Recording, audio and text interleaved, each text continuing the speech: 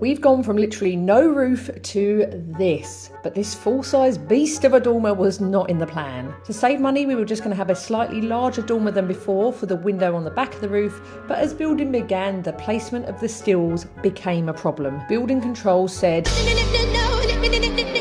to stills going through the chimney breasts where the blue marks are here, so they had to be moved, and long story short, to hide the stills the dormer had to be full width. The roof structure went up over the course of about a week after lots of back and forth with our structural engineer and building control, and now our house has a big back compared to what we originally planned. But then we were on to the thing you actually care about, the fireplace. With the mortar raked and bricks ready for cleaning, we picked up some brick cleaning acid, and I shit you not, this process could not have been easier. You dilute the acid with water, get all your protective gear on of course, then just use a stiff brush to get all that muck off. The bricks scrubbed up so well with minimal effort and only needed one round of cleaning. This was not a trust the process moment. Remember what we started with? Well, this is her now. Feel old yet? And we got this done just in time for actual walls to be built, which meant a mega plasterboard delivery, and I had to put together an electrical plan without having ever used this room as an actual room before, deciding where we want every plug, every light to go, and soon after the walls were going in. What's that? A sexy skylight? And the bones of an actual bathroom? Next time we're getting insulated, wired and plumbed before the fireplace gets its final facelift. See you then, yeah?